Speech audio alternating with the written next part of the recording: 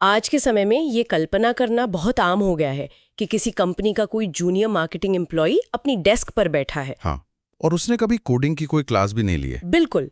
और वो बिना कोडिंग जाने सिर्फ 10 मिनट में एक मशीन लर्निंग मॉडल तैयार कर लेता है। सुनने में कितना अविश्वसनीय लगता है ना। एकदम जादू जैसा। मतलब स्क्रीन पर कुछ रंग बिरंगे बॉक्सेस को माउस से खींचा, उन्हें आपस में जोड़ा और बुम, एक बहुत ही जटिल एनालिटिक्स रिपोर्ट तैयार हो गई। पर असल जिंदगी में जादू जैसी कोई चीज नहीं होती। सही कहा। और यही हमारे आज के इस डीप डाइव का मुख्य विषय है। आज हम जो सोर्सेज देख रहे हैं, जैसे असाइनमेंट ऑन क्लिक का रिपोजिटरी डेटा और द नाइम फ्रंटियर नाम का लेख, वो एक बहुत ही अलग तस्वीर पेश करते हैं। हाँ, क्योंकि जब हम इस जादू का गहराई से विश्लेषण करते हैं तो इसके पीछे एक बहुत ही खतरनाक सा छुपता हुआ दिखाई देता है, जिसे हम विशेषज्ञता का भ्रम यानी इल्यूजन ऑफ एक्सपर्टीज कह सकते हैं। बिल्कुल। और ये इल्यूजन ऑफ एक्सपर्टीज इतना खतरनाक है कि ये रातों रात किसी भी करोड़ों की कंपनी को अंदर से खोखला कर सकता है। ये भ्रम शायद इसलिए भी ज्यादा खतरनाक हो जाता है क्योंकि लो कोड या नो कोड टूल्स का जो पूरा बाजार है, वो इसी वादे पर टिका है कि डेटा साइंस के लिए अब किसी विशेषज्ञ की जरूरत नहीं है। एकदम सही कह रही हैं आप। डेटा की जिम्मेदारी अब सिर्फ आईटी डिपार्टमेंट का सिरदर्द नहीं रह गई है। तो मतलब अब हर कोई डेटा एनालिस्ट बन सकता है? कंपनी को तो यही लगता है, लेकिन टूल्स का इस्तेमाल जितना आसान हो रहा है, अनजाने में बहुत बड़ी और महंगी गलतियां करना भी उतना ही आसान हो गया है। मतलब बात सिर्फ एक नए सॉफ्टवेयर को अपनाने की नहीं है? नहीं, बिल्कुल नहीं। बात इस बात की है कि आने वाले समय में दुनिया भर के बिजनेस अपने सबसे नाजुक और सबसे महत्वपूर्ण फैसले कैसे लेने वाले हैं। तो अगर हम इसे थोड़ा पीछे से देखें तो एनालिटिक्स अब सिर्फ उन लोगों की जागीर नहीं रहा जो भारी भरकम डिग्रियों के साथ काम करते हैं। हाँ, वो जो स्क्रीन पर हरे रंग के कोड टाइप करते रहते हैं, अब वैसा नहीं है। हमारे स्रोत भी यही बताते हैं। मार्केटिंग टीमें अब कस्टमर इंसाइट्स निकाल रही हैं और फाइनेंस डिपार्टमेंट फोरकास्टिंग कर रहा है और एचआर डिपार्टमेंट वर्कफोर्स एनालिटिक्स चला रहा है। ऑपरेशंस की टीमें भी प्रोसेस मॉनिटरिंग के लिए हर दिन डेटा का इस्तेमाल कर रही हैं। मतलब हर कोई डेटा के पीछे भाग रहा है। और यहीं पर नाइम यानी KNIME जैसे प्लेटफॉर्म्स तस्वीर में आते हैं। बिल्कुल।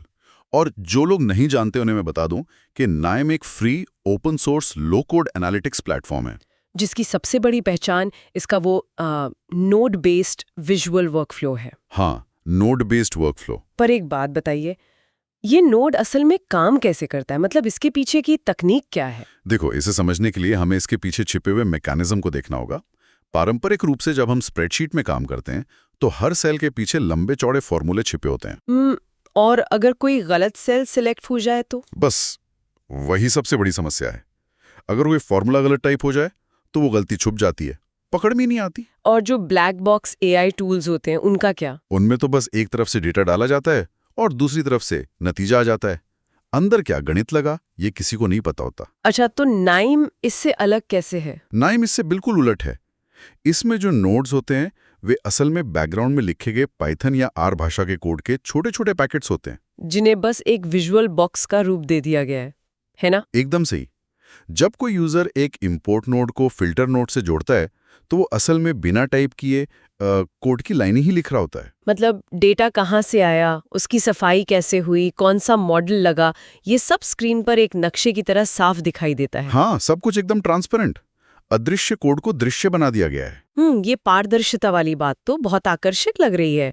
कोई भी अपनी आंखों से डेटा को एक पॉइंट से दूसरे पॉइंट तक जाते हुए देख सकता है। बिल्कुल, देखने में ये बहुत आसान लगता है। लेकिन क्या सिर्फ प्रक्रिया के दिखने भर से उसकी क्वालिटी पक्की हो सकती है? यही तो सबसे बड़ा सवाल है। मैं इसे ऐसे सोच रही हूँ, जैसे आजकल सुपरमार्केट में रेडी टू कुक किट मिलती हैं।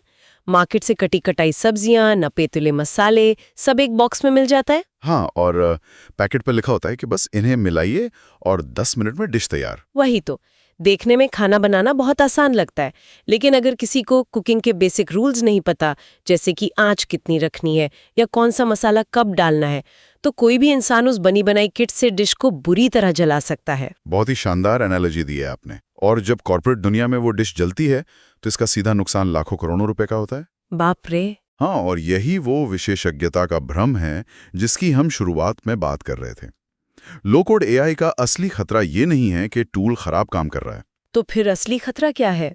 खतरा यह है कि स्क्रीन पर रंग-बिरंगे नोड्स को आपस में जोड़ देने वाले व्यक्ति को ये लगने लगता है कि उसने स्टैटिस्टिक्स या मशीन लर्निंग में महारत हासिल कर ली है।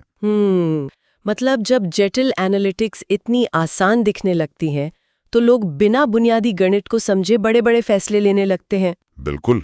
और इस विशेषज्ञता के भ्रम का असल दुनिया में जो असर होता है वो बहुत डरावना है। तो मान लेते हैं कि किसी ने बिना बुनियादी गणित समझे टूल चला दिया और टूल ने कोई एरर भी नहीं दिखाया, तो आगे क्या होगा? इसके नुकसान कितने गहरे हो सकते हैं? चलिए इसे एक बहुत ही गहरे और वास्तविक लगने वाले उदाहरण से समझते हैं। मान लीजिए किसी कंपनी की एचआर टीम अपने हायरिंग प्रोसेस को बेहतर बनाने के लिए इस टूल का इस्तेमाल कर रही है। ठीक है। उनके पास पिछले 10 सालों के रेज्यूमेज और हायरिंग का डेटा है। अब एक जूनियर एचआर कर्मचारी जिसे स्टैटिस्टिक्स की कोई जानकारी नहीं है, वो एक क्लस्टरिंग नोड को ड्रैग एंड ड्रॉप करता है। उसे लगता होगा कि मशीन खुद ही अच्छे उम्मीदवारों को अलग कर देगी। हाँ, उसे यही लगता है, लेकिन उसे ये नहीं पता कि उस क्लस्टरिंग नोड के पीछे के मीन्स नाम का एक गणितीय एल्गोरिथम काम कर रहा है। और ये एल्गोरिथम क्या करता है? ये एल्गोरिथम डेटा के अंदर के पैटर्न्स को पकड़ता है और साथ ही उसमें मौजूद बायस यानी पक्षपात को भी पकड़ लेता है। मतलब अगर पिछले 10 सालों में कंपनी ने अनजाने में ही सही किसी एक खास बैकग्राउंड के लोगों को ज्यादा हायर किया है, तो क्या होगा? तो वो नोड उसी को सही पैटर्न मान लेगा और भविष्य के लिए एक ऐसा बायस्ड लूप बना देगा जो दूसरे योग्य उम्मीदवारों को अपने आप रिजेक्ट करता रहेगा। हे भगवान! मतलब टूल ने अपना काम बिल्कुल सही किया, उसने वही कोड चलाया जो उस बॉक्स के अंदर था। बिल्कुल। लेकिन चूंकि इंसान ने गलत मॉडल चुना और डेटा के बायस को नहीं समझा, तो नतीजा एक पूरी तरह से पक्षपाती सिस्टम के रूप में सामने आया। और क्योंकि वो सब कुछ बहुत सुंदर विजुअल तरीके से स्क्रीन पे दिख रहा था, तो मैनेजमेंट में से किसी ने उस पर शक ही नहीं किया। सबको लगा सब बढ़िया चल रहा है। ये तो सच में बहुत डरावना है। और ये समस्या तब और विकराल हो जाती है जब ऑटोमेशन एट स्केल की बात आती है। ऑटोमेशन एट स्केल मतलब बड़े पैमाने पे ऑटोमेशन करना। हाँ, मान लीजिए किसी ने एक बहुत ही साफ सुथरे डेटा सेट पर काम करने वाला एक वर्कफ्लो बना लिया। आज के लिए वो बिल्कुल सही काम कर रहा है। ठीक है, फिर उस वर्कफ्लो को ऑटोमेट कर दिया जाता है ताकि हर हफ्ते रिपोर्ट खुद बन जाए। बिल्कुल। अब अगले महीने कंपनी के क्लाइंट का डेटा फॉर्मेट बदल जाता है या सिस्टम में अचानक कुछ मिसिंग वैल्यूज आ जाती हैं। तो फिर क्या होगा? चूंकि वर्कफ्लो बनाने वाले को ये नहीं पता कि बैकग्राउंड में मॉडल काम कैसे कर रहा है, तो सिस्टम उन खराब डेटा पॉइंट्स के साथ भी धड़ल्ले से रिपोर्ट बनाता रहेगा, वो रुकेगा नहीं। और बिजनेस लीडर्स उन गलत रिपोर्ट्स के आधार पर फैसले लेते रहेंगे। हाँ, और इसका एक और साइड इफेक्ट ये है कि हर डिपार्टमेंट अपने अपने अनमैनेज्ड वर्कफ्लो बना लेगा। मतलब महीने के अंत में सेल्स टीम का फोरकास्ट रेवेन्यू टीम के डैशबोर्ड से बिल्कुल अलग दिखाई देगा। बिल्कुल, हर कोई अपना अलग राग अलाप रहा होगा। लेकिन यहाँ मैं एक बात पूछना चाहूंगी। हाँ। अगर कोई टूल एनालिटिक्स को सभी के लिए इतना सुलभ बना रहा है, तो क्या शुरुआती गलतियों को इनोवेशन की कीमत समझकर नजरअंदाज नहीं किया जा सकता? ये बहुत ही आम तर्क है जो लोग देते हैं। हाँ, मतलब जब भी कोई नई तकनीक आती है तो शुरुआत में तो गड़बड़ियां होती ही हैं। खराब डेटा से बनी कोई रिपोर्ट भी कुछ ना होने से तो बेहतर ही है ना? कम से कम टीमें डेटा का इस्तेमाल करना तो सीख रही हैं। देखिए, एनालिटिक्स की दुनिया में कुछ ना होने से कुछ होना बेहतर है वाली सोच सबसे बड़ा खतरा है। अच्छा, ऐसा क्यों? क्योंकि जब बात डेटा की होती है तो स्पीड और वेलोसिटी के बीच का फर्क समझना बहुत जरूरी है। स्पीड और वेलोसिटी। हाँ, स्पीड का मतलब है बस तेजी से भागना, जबकि वेलोसिटी का मतलब है सही दिशा में तेजी से भागना। अगर दिशा गलत है और स्पीड बहुत तेज है, तो मंजिल से दूरी उतनी ही तेजी से बढ़ती जाएगी। ये तो सोचने वाली बात है। जब कोई कंपनी गलत डेटा के आधार पर ऑटोमेटेड फैसले लेने लगती है, तो नुकसान स्केल पर होता है, यानी बहुत बड़े स्तर पर होता है। पर क्या लोग अपनी गलतियों से नहीं सीखेंगे? अगर एक बार रिपोर्ट गलत आई तो अगली बार वे उसे ठीक कर लेंगे।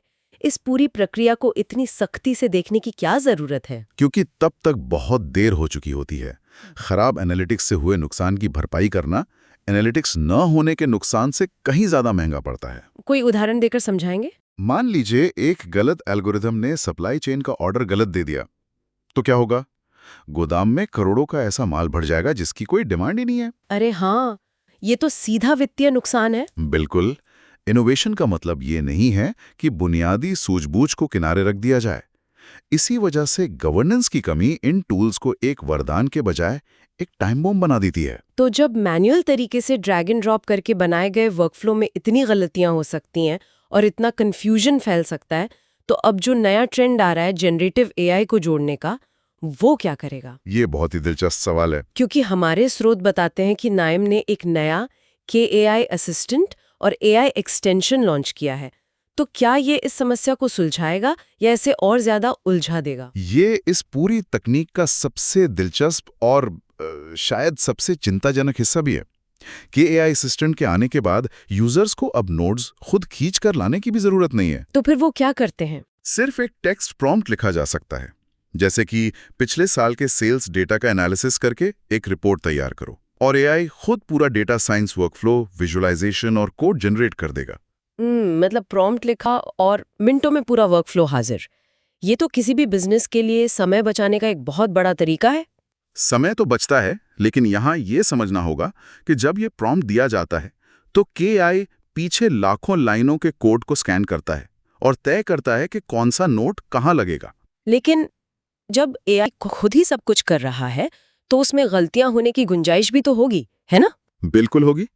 जेनरेटिव AI एक प्रोबेबिलिस्टिक मॉडल होता है। मतलब वो सिर्फ संभावनाओं पर काम करता है। हाँ, वो सिर्फ ये अनुमान लगाता है कि अगला सही कदम क्या होना चाहिए। उसे सच या झूठ का कोई बुनियादी ज्ञान नहीं होता। अच्छा। हाँ, इसीलिए इसकी सबसे बड़ी समस्या ये है कि ये अक्सर कॉन्फिडेंट लेकिन गलत होता है। कॉन्फिडेंट लेकिन गलत, ये बड़ा अजीब कॉम्बिनेशन है। हाँ, वो जो वर्कफ्लो बनाकर देगा वो देखने में इतना प्रोफेशनल और सटीक लगेगा कि कोई भी आम यूजर उसे बिना सवाल के सच मान लेगा। लेकिन हो सकता है कि AI ने गलत स्टैटिस्टिकल मॉडल चुन लिया हो। बिल्कुल, या डेटा को गलत तरीके से क्लीन किया हो। अगर बिना किसी ह्यूमन रिव्यू यानी बिना किसी इंसान की जांच के इन सुझावों को मान लिया जाए तो ये बिजनेस के लिए आत्मघाती कदम हो सकता है। मैं इसे एक एनालॉजी से समझने की कोशिश कर रही हूँ। कई बार लोग जेनरेटिव AI की तुलना एक बहुत ही स्मार्ट इंटर्न से करते हैं। हाँ, ये एनालॉजी काफी आम है। लेकिन KI जैसे टूल्स का इस्तेमाल करना किसी इंटर्न को रखने जैसा नहीं है। ये तो एक ऐसे अत्यधिक आत्मविश्वासी GPS सिस्टम की तरह है जो कुछ ही सेकंड में रास्ता तो कैलकुलेट कर लेता है। सही कहा। लेकिन क्योंकि उसका अंदरूनी नक्शा पुराना या गलत है, तो वो पूरी रफ्तार से गाड़ी को सीधे किसी गहरे तालाब में उतारने का रास्ता दिखा देता है। बिल्कुल सटीक उदाहरण है। और क्योंकि वो स्क्रीन पे इतने खूबसूरती से रास्ता दिखा रहा होता है, तो ड्राइवर विंडशील्ड से बाहर सड़क पर देखना ही भूल जाता है। और उस GPS वाले उदाहरण को अगर आगे बढ़ाएं तो ड्राइवर को स्क्रीन से नजर हटाकर सड़क पर देखना ही होगा, कोई और विकल्प नहीं है। और इसके अलावा एक और बड़ी चिंता है प्राइवेसी की। हाँ, जब सेंसिटिव डेटा को इन जनरेटिव AI टूल्स और लार्ज लैंग्वेज मॉडल्स के साथ जोड़ा जाता है तो प्राइवेसी का एक बहुत बड़ा मुद्दा सामने आता है। मतलब जब एनालिटिक्स वर्कफ्लो को कस्टमर डेटाबेस और क्लाउड प्लेटफॉर्म्स के साथ जोड़ा जाता है, तो ये सवाल उठता है कि ये डेटा प्रोसेस कहाँ हो रहा है ना? बिल्कुल। क्या वो डेटा किसी पब्लिक AI मॉडल को ट्रेन करने के लिए तो इस्तेमाल नहीं हो रहा? हाँ, अगर कोई फाइनेंस टीम ग्राहकों का सेंसिटिव डेटा उस GPS रूपी AI में डाल रही है, तो वो डेटा दुनिया में कहाँ जा रहा है? यहीं पर कंपनियों को बेहद सतर्क रहना पड़ता है। हालांकि नाइम का AI एक्सटेंशन लोकल और होस्टेड दोनों तरह के मॉडल्स को सपोर्ट करता है, जिससे प्राइवेसी को अपने नेटवर्क के अंदर कंट्रोल किया जा सकता है। लेकिन फिर भी ये सुनिश्चित करना बहुत जरूरी है कि अनजाने में ग्राहकों की निजी जानकारी लीक न हो जाए। एकदम सही। एक्सेस राइट्स किसके पास हैं, डेटा कहाँ स्टोर हो रहा है, ये सब तय होना चाहिए। इसीलिए ये बार बार कहा जाता है कि AI को हमेशा एक को पायलट की तरह काम करना चाहिए। हाँ, एक को पायलट जो सिर्फ सुझाव दे, ना कि एक अनचेक्ड डिसीजन मेकर की तरह जो खुद ही सारे फैसले लेने लगे। तो अगर AI कॉन्फिडेंट होके गलतियां कर रहा है और साधारण यूजर्स को वो गलतियां पकड़ना नहीं आता, तो फिर डेटा साइंटिस्ट को ही ये सारा काम क्यों नहीं करने दिया जाता? ये एक बहुत ही लाजवाब सवाल है। क्या नाइम और लो कोड AI जैसे टूल्स डेटा साइंटिस्ट को पूरी तरह से रिप्लेस करने वाले हैं? देखिए, हमारे स्रोत इस पर बहुत स्पष्ट हैं। ये टूल्स डेटा साइंटिस्ट को रिप्लेस नहीं करेंगे, बल्कि उनके काम को रीशेप करेंगे, यानी उनके काम का तरीका पूरी तरह से बदल देंगे। वो कैसे? आज के समय में डेटा साइंटिस्ट अपना ज़्यादातर समय बुनियादी डेटा क्लीनिंग और छोटे-मोटे रिपोर्ट्स बनाने जैसे उबाऊ कामों में लगा देते हैं। जो कि उनका मुख्य काम नहीं होना चाहिए। बिल्कुल। तो इस नई व्यवस्था में वे ये बार-बार होने वाला काम बिजनेस यूजर्स पर छोड़ देंगे। और खुद क्या करेंगे? इसके बजाय डेटा साइंटिस्ट अब सिस्टम डिज़ाइन, मॉडल के वैलिडेशन, रिस्क मैनेजमेंट और लंबी अवधि की स्ट्रैटेजी पर फोकस करेंगे। मतलब वे अब सिर्फ एक एक ईंट रखने वाले मजदूर नहीं बल्कि पूरे सिस्टम के आर्किटेक्ट बन जाएंगे। बहुत खूब कहा आपने। और यहीं से एक शेयर्ड मॉडल की शुरुआत होती है। Shared model? इसमें क्या होता है? इस मॉडल में बिजनेस यूजर्स जैसे मार्केटिंग या एचआर के लोग शुरुआती और आसान वर्कफ्लो खुद बनाएंगे। लेकिन जब बात किसी ऐसे जटिल मॉडल की होगी जिस पर कंपनी का बड़ा पैसा, रणनीति या साख्ताओं कर लगी हो, तब क्या होगा? तब उस वर्कफ्लो का अंतिम रिव्यू और अप्रूवल डेटा एक्सपर्ट्स ही करेंगे। लेकिन रुकिए, यहाँ मुझे एक बहुत बड़ा विरोधाभास नजर आ रहा है। कैसे विरोधाभास? लो कोड का पूरा मार्केटिंग पिच ही यही है कि ये फास्ट है, आसान है और इसके लिए किसी अप्रूवल या भारी भरकम प्रोसेस की जरूरत नहीं है।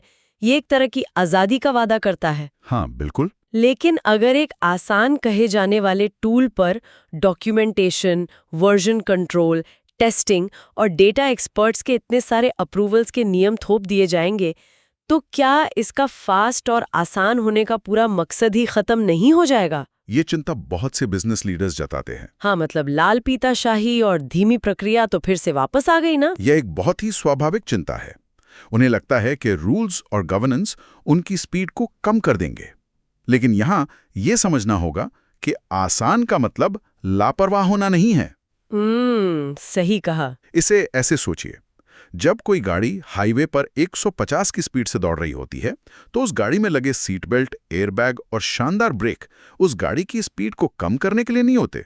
तो किस लिए होते हैं? वे इसलिए होते हैं ताकि उस भयानक स्पीड पर भी गाड़ी और उसके अंदर बैठे लोग सुरक्षित रह सकें। अरे वाह, क्या बात है! मतलब डॉक्यूमेंटेशन और वर्जन कंट्रोल, एनालिटिक्स की दुनिया के वही सीट बेल्ट और ब्रेक्स। एकदम सही। तो अगर कंपनियों को लगता है कि बिना गवर्नेंस के एनालिटिक्स चलाना आसान है, तो उन्हें असली मुश्किल का सामना तब करना पड़ेगा जब कोई एल्गोरिदम उनका लाखों का नुकसान कर देगा या कोई प्राइवेसी केस हो जाएगा। तो कंपनियों को क्या करना चाहिए? कंपनियों को सबसे पहले अपनी मानसिकता बदलनी होगी। नाइम को सिर्फ एक simple drag and drop tool मानने के बजाय एक गंभीर एनालिटिक्स प्लेटफॉर्म की तरह ट्रीट करना होगा।